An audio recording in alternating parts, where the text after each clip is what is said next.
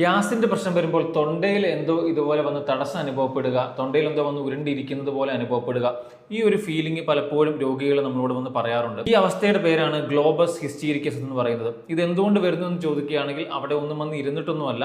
നമുക്കിതുപോലെ പ്രത്യേകിച്ച് ഗ്യാസിന്റെ പ്രയാസം വരുമ്പോൾ, പ്രത്യേകിച്ച് നമുക്ക് അസിഡിറ്റി ആയിക്കോട്ടെ, നെഞ്ചരിച്ചിലായിക്കോട്ടെ, മറ്റനുബന്ധ ബുദ്ധിമുട്ടുകൾ, ഇപ്പോൾ IBS പോലെ രോഗങ്ങളായാൽ പോലും ചിലവരിൽ ആസിഡ് റിഫ്ലക്സ് ഉണ്ടാകുന്ന സമയത്ത് നമുക്കിതുപോലെ വയറിനുള്ളിലുള്ള ദഹനരസങ്ങളൊക്കെ മേളിലോട്ട് കയറി വന്ന് നമ്മുടെ അന്നനാളത്തിന്റെ ഉള്ളിൽ ചെറിയ രീതിയിൽ നീർക്കെട്ട് ഉണ്ടാക്കുമ്പോഴാണ് നമുക്കിതുപോലെ അവിടെ തൊണ്ടയിലൊരു തടസ്സവും ബുദ്ധിമുട്ടുകളൊക്കെ അനുഭവപ്പെടുന്നത്.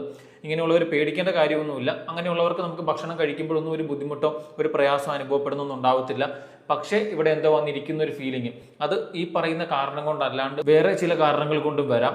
ചിലപ്പോൾ നമുക്ക് ഭക്ഷണം കഴിച്ചു അമിതമായിട്ട് വയറ് വീർത്ത് വരുന്ന ഒരു അവസ്ഥ വരുമ്പോൾ അതിൻ്റെ ചുറ്റും കാണുന്ന നെർവ്സിന്, പ്രത്യേകിച്ച് വേഗസ് എന്ന് പറയുന്ന നെർവ്സിന് ഇറിറ്റേഷൻ വരുമ്പോൾ ആ വേഗസ് നെർവ് മറ്റ് എവിടേക്കാണോ സപ്ലൈ ചെയ്യുന്നത്, നമ്മുടെ തൊണ്ടയിലൊക്കെ സപ്ലൈ ചെയ്യുന്നുണ്ട്, അവിടെയും ഇറിറ്റേഷൻ വരാം. നമ്മളത് പുറത്തേക്കൊക്കെ സപ്ലൈ ചെയ്യുന്നുണ്ട്. അങ്ങനെയുള്ളവർക്കാണ് ഗ്യാസ് കിട്ടുമ്പോൾ ഇതുപോലെ തന്നെ നെഞ്ചിൻ്റെ ഭാഗത്തായിട്ട് ഒരു തിങ്ങൽ അനുഭവപ്പെടുക, തൊണ്ടയിൽ നിന്ന് വന്ന് ഇരിക്കുന്ന പോലെ തോന്നുക, പുറം വേദന അനുഭവപ്പെടുക, ചിലവർക്ക് തലവേദന, ചിലവർക്ക് തല ചുറ്റൽ അനുഭവപ്പെടാം. ഇതൊക്കെ മറ്റുള്ളവർ കാണുമ്പോൾ അതിൻ്റെ തോന്നലാണെന്നൊക്കെ പറയും. അല്ലെങ്കിൽ ചിലവർ വിചാരിക്കും ഇത് ഹാർട്ടിൻ്റെ എന്തെങ്കിലും പ്രശ്നം കൊണ്ടാണോ, ചിലവർക്ക് ഇതുകൊണ്ട് പാനിക് അറ്റാക്ക് വരുന്നു. ഇങ്ങനെയുള്ള പ്രയാസങ്ങളൊക്കെ അനുഭവിക്കുന്നുണ്ടെങ്കിൽ നമ്മൾ അറിഞ്ഞിരിക്കേണ്ടത് ഇതിൻ്റെ ഒരു കോസ് എന്ന് പറയുന്നത് നമ്മുടെ വയറിൻ്റെ ഉള്ളിലാണ്, അഥവാ ഗട്ട് ഹെൽത്ത് ശരിയായ രീതിയിൽ നടക്കാത്തത് കൊണ്ടാണ്. അതുകൊണ്ട് തന്നെ അത് ഇമ്പ്രൂവ് ചെയ്യാനുള്ള കാര്യങ്ങൾ ചെയ്യുകയാണെങ്കിൽ നമുക്ക് ഇങ്ങനെയുള്ള കാര്യങ്ങൾ പരിഹരിച്ചെടുക്കാൻ പറ്റുകയും ചെയ്യും.